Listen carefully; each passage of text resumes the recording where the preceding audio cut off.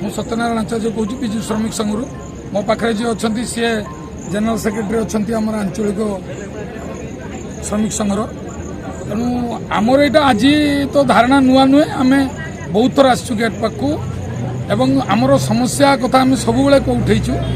ଆଜି ଆପଣ ଯେଉଁ କଥା କହୁଛନ୍ତି, ମୋ ଯେହେତୁ ଟେଣ୍ଟଟା ପଡ଼ିପାରିନି, ବାଉଁଶ ଆସିକି ପଡ଼ିଛି, ଟେଣ୍ଟ ହେଲା ପରେ ଲେଡ଼ିଜ୍ ଆସିବେ ବସିବେ, ତେଣୁ ଆମେ ଲେଡ଼ିଜ୍କୁ ଡାକିକି ଖରାରେ ଠିଆ କରିବା ପାଇଁ ଇଚ୍ଛା ପ୍ରକାଶ କଲୁନି। ତେଣୁ ସେଇଥିପାଇଁ ଡାକିଲୁନି, ଆମେ ଶେଷ ମୁହୂର୍ତ୍ତରେ ସିଦ୍ଧାନ୍ତ ନେଲୁ ନାହିଁ। ତେଣୁ ଆମର ଗୋଟିଏ ଲକ୍ଷ୍ୟ ହେଉଛି ଆଜ୍ଞା, ଯିଏ ବିର୍ଲାଟାର ଦେଖି ନାହିଁ ସେ କାମ କରୁଛନ୍ତି।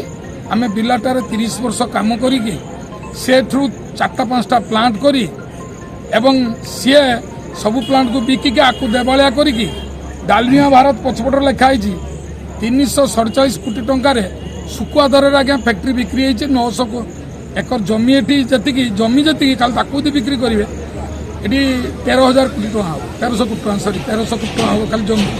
ତା ଭିତରେ ଗୋଟେ ପୁଣି PCR ଅଛି, ନୂଆ ପ୍ଲାଣ୍ଟ 600 କୋଟି ଟଙ୍କାର ମେସିନ୍ ଅଛି, ଆଉ ବୋଲର ଅଛି, ବିଲ୍ଡିଂ ଅଛି।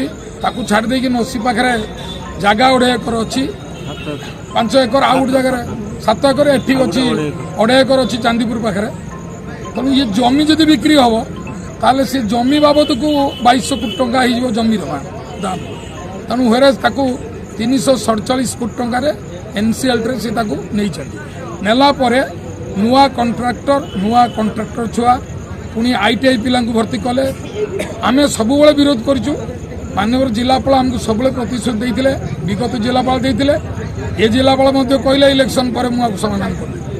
କିନ୍ତୁ ଯେତେବେଳେ ଆମେ ଦେଖିଲେ ବାହାରୁ ପିଲା ଆସି ଗୋଟେ ପରେ ଗୋଟେ ଜଏନ୍ କରୁଛନ୍ତି ଏବଂ ଆମ ଭିତରେ ହାଟ ସୃଷ୍ଟି କରିକି କିଛି ହେଡ୍ ଅଫିସକୁ ଡକାଗଲା, ଇଣ୍ଟରଭ୍ୟୁ ନିଆଗଲା ତାଙ୍କର, ସେତେବେଳେ ଆମେ ଦେଖିଲେ ସବୁ ସୀମାର ବନ୍ଧ ଅତିକ୍ରମ କରିଗଲା ମ୍ୟାନେଜମେଣ୍ଟ। ସେତେବେଳେ ଆମେ ଜିଲ୍ଲା ପ୍ରଶାସନକୁ 7 ଦିନିଆ ନୋଟିସ୍ ଦେଇଥିଲୁ ଏବଂ 7 ଦିନ ମଧ୍ୟରେ କେବଳ ସମୟ ମାଗିବା ଛଡ଼ା କିଛି ପ୍ରତିକାର ଆମେ ତାଙ୍କଠାରୁ ପାଇନାହୁଁ ବା ଆଶା ମଧ୍ୟ କରିନୁ ପାଇବୁ। ତେଣୁ ଆମ ପାଖରେ କିଛି ବିକଳ୍ପ ନଥିଲା। ଆମେ ମିଳିତ ଶ୍ରମିକ ସଂଗଠନ କଲେ, 9ଟା ସଂଘ ମିଶିକି ଆମେ ଆନ୍ଦୋଳନ ଆରମ୍ଭ କରିଛେ। ଏଇଟା କଣ୍ଟିନ୍ୟୁ କରିବୁ ଆଜ୍ଞା। ନେଗୋସିଏସନ୍ ପାଇଁ ଆମେ ସବୁବେଳେ ପ୍ରସ୍ତୁତ ଅଛେ। କାରଖାନାକୁ ବନ୍ଦ କରିବା ଆମର ଇଚ୍ଛା ନୁହେଁ ଯେ କାରଖାନା ବନ୍ଦ ହେଇଯାଉ। ଆମେ କହୁଛୁ 30 ବର୍ଷ ଯିଏ କାମ କରିଥିଲେ, ଲହୁ ଢାଳିକି ଫ୍ୟାକ୍ଟ୍ରି ତିଆରି କରିଛନ୍ତି, ସେମାନେ ଆଗେ ଯାଆନ୍ତୁ କାମ କରନ୍ତୁ। ଆଉ ଯିଏ ଦେଖିନଥିଲା ଫ୍ୟାକ୍ଟ୍ରି ସିଏ ଆସିକି କାମ କରିବ, ଆମେ ବାହାରେ ରହିବୁ, ଆମ ଛୁଆ ଯାଇକି ଆ ଘର ବାଡ଼ ଘେରିବେ, ତା ଘର ଡ୍ରେନ୍ ସଫା କରିବେ, ସେଇଟା ଆମେ ପଶ୍ଚିମ କାଳେ କରିବାକୁ ଦେବୁ ନାହିଁ। ଯଦି ଆମେ ନ ଯିବୁ ତାହେଲେ କାରଖାନା ଚାଲିବ ନାହିଁ। ଆମକୁ ପ୍ରଥମେ ନେବାକୁ ପଡ଼ିବ। ଆଉ ଯେତିକି ପିଲା ରଖିଛନ୍ତି ସମସ୍ତଙ୍କୁ ବାହାର କରାଯିବ। ଟୋଟାଲି ପିଲା ଆଉଟ୍ ହେବେ, ଆଗେ ପୁରୁଣା ପିଲା ପଶିବେ।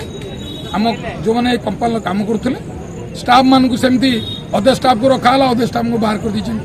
ସେମାନେ ବାହାରେ କାନ୍ଦୁଛନ୍ତି। ସେମାନଙ୍କ ସ୍ତ୍ରୀ ଲୋକମାନେ ସୁଇସାଇଡ୍ କରିବା ପାଇଁ ଆଟେମ୍ପ୍ଟ ନେଉଛନ୍ତି।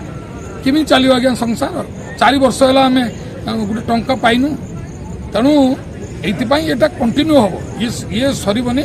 ଟେଣ୍ଟ ପଡ଼ିବ, ଡେ ନାଇଟ୍ ରହିବ ଆମର ଧାରଣା ଏବଂ ନେଗୋସିଏସନ୍କୁ ଆମେ ସବୁବେଳେ ସ୍ୱାଗତ କରିଛେ। ଯେତେ ଶୀଘ୍ର ରାଜ୍ୟ ସରକାର ଏବଂ ଜିଲ୍ଲା ପ୍ରଶାସନ ଯେତେ ଶୀଘ୍ର ଆର ସମାଧାନର ବାଟ କରିବେ, ସମାଧାନ ସରିବ, ଧାରଣା ଉଠିବ।